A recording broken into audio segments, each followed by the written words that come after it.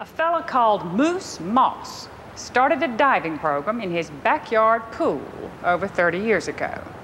Now, the Moss Farms diving facility in Moultrie, Georgia, is one of the best in the nation. You ready? Good, look at it and rip it. Moose had a vision for this facility, and he wanted to have a facility that was unmatched in the world. And this facility in Moultrie is the only facility in the world designed for divers and by divers. All the college coaches in the country know about Moss Farms diving. They know about Moultrie. I've been coaching at the University of Georgia for 17 years, and all but 2 of those years, we've had at least one Moss Farms diver on the team.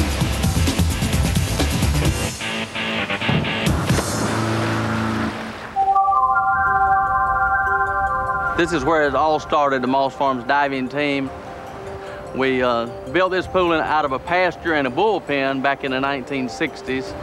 Mom and Dad had 4 kids in 4 years, and we all got interested in swimming and diving. And when we got interested in diving, Mom said, build a pool, and Moose followed up and built a pool.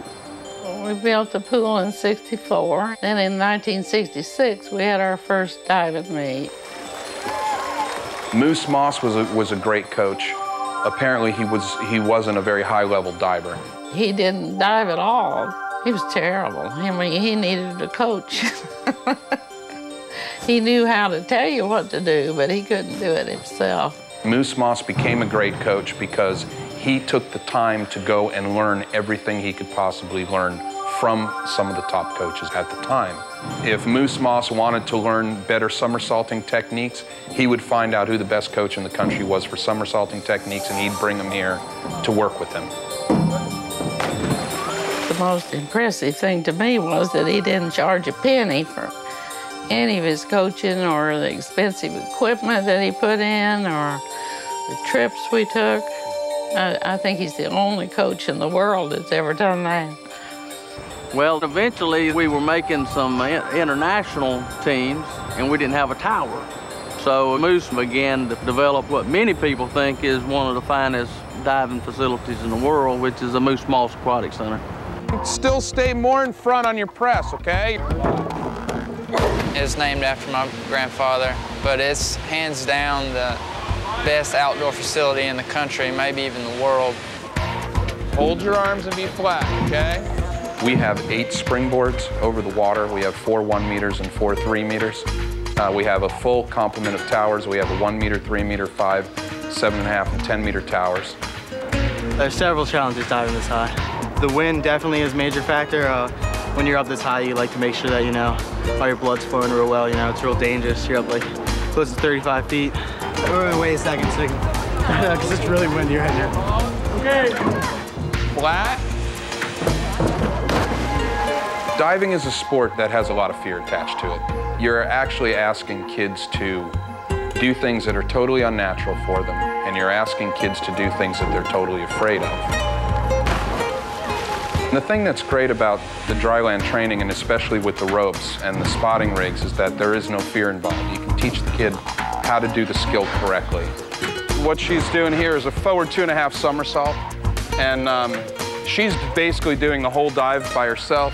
I'm just trying to get her to make sure that her mechanics are correct and that she's able to see everything. Reach. That's better. Look. Good. Seeing it? Basically, the trampoline is just used for somersaulting skills, spotting skills. If you see the numbers on the wall, when you have them somersaulting, you teach the kids to kick their legs out at a certain number, or when they come out of a somersaulting dive, they should look at the number. Look good, stretch tall. Pretty, circle. Look, atta girl. Elizabeth Ann just qualified for her first nationals this year in the 11 and under event. She is our youngest national qualifier at 9 years old. Circle. I was about 6 or 7 when I started diving, and we come and practice about an hour and a half a day, I think. I would like to keep on diving for a long, long time. Gymnasts have been using the in-ground foam landing pit for many years now.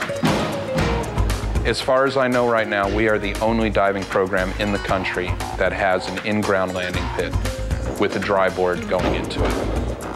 When in the dry land, it's a lot easier to do things because, you know, you don't have to be as accurate, you don't have any water, you don't have any splash, so you can really be all over the place. And the main objective is, you know, to learn to make corrections so that when you get out there, you can land on your head and make a small splash.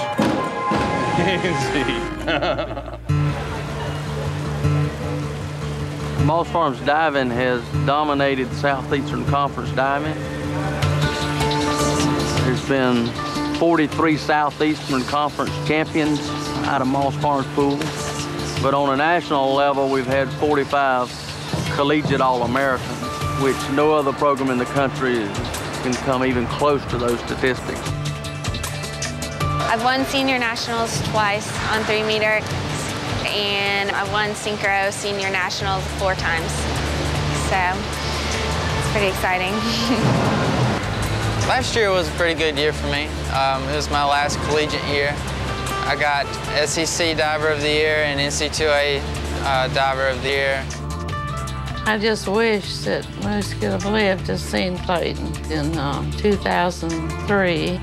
And Lane Basham did the same thing this year with a girl.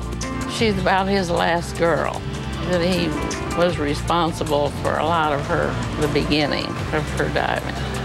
It just all really started with Moose and our training and the atmosphere that Moss Farms gave us to work with.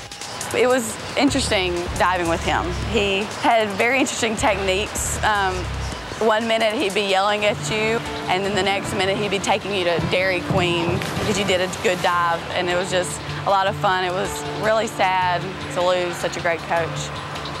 He always had a pretty harsh hand, but his heart was in the right direction, and he knew how to get athletes to accomplish what they needed to accomplish, and he was a great coach. All the divers, every diver that's pretty much gone through knowing him, will always remember him.